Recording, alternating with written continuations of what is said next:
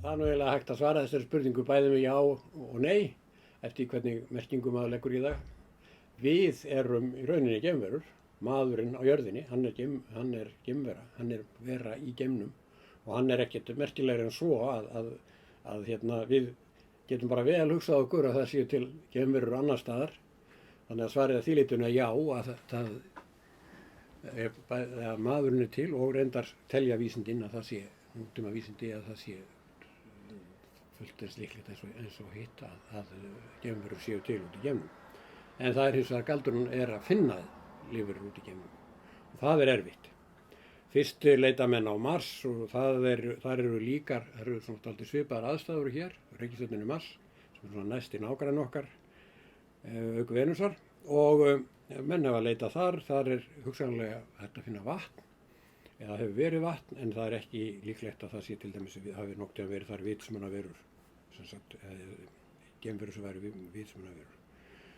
Júpíter, hann hefur 2 tungl sem eru talin líklegt að þar gæti verið líf. Þar sé hægt að finna vatn, en ekki það sem við eigum við með geimverum með vitsmunaverum. Nú síðan hafa menn í seinni tíð, svona frá því 1990, verið að finna sífellt fleiri reikistjörnur úti í geimnum við aðrar sólstjörnur. Og svoleiðis reikistjörnur eru forsenda lífs, því að líf getur ekki þrífist á sólstjörnunni sjálfri, þar er allt of heitt.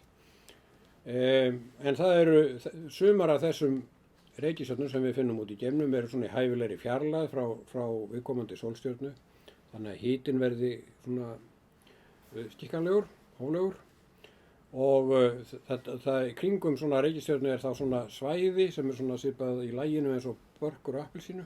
Á þessu, ef það er reikistjarna á því svæði, geislunum sé hæfileg, hitinn hæfilegur svona, þá er hugsanlegt að það sé líf. Lofthjúpur og aðrar slíkar aðstæður. Jörðin, hún er einmitt í því sem kallað lífhvolf sólarinnar, á því svæði þar sem líf getur þrifist við sólina. En það er náttúrulega ekki fullnægjandi skilyrði, það þarf að leita betur, það þarf að athuga hvort rétt efni eru til, svo það er líka spurningum að lífið hafi þróast og hafi ekki dáið út aftur. Lífið getur nú til dæmis tortímt sjálfu sér ef það þróast aldrei langt, og sumir halda að mannkynið geti jafnvel tortímt sjálfu sér. Þannig að það er mjög erfitt að finna líf í geimnum, og það er enn annað sem kemur til, það er fjarlægðin. Það eru 4,3 ljósár til næstu sólstjörnu. Það þýðir að boð eru 4,3 ár á leiðinni þangað og önnur 4,3 ár tilbaka, það kemur svar. Þannig að þetta er ekki neitt venjulegt símtal ef við förum að tala við lífverur sem væru þar. Og við gerum nú ekki ráð fyrir að það séu þar, en það er einhverju ennþá meiri fjarlægð, einhverjum nokkru 10 ljósára, þannig þá verður þetta ennþá lengra. Og það er ennþá erfiðara að komast þangað eða að hitta lífverurnar, svo að segja. Það verður nú alls ekki í nánustu framtíð, því það myndi taka svo gífurlega langan tíma að ferðast þangað, því þá er hraðinn, við höfum bara brot á ljóshraðanum. Nú, menn geta kannski gert breytt þessu eitthvað með vélmennum í framtíðinni, það er svona getgátur það er þetta að senda vélmenni út í geiminn og láta þau kanna þetta og senda þó boð til okkar.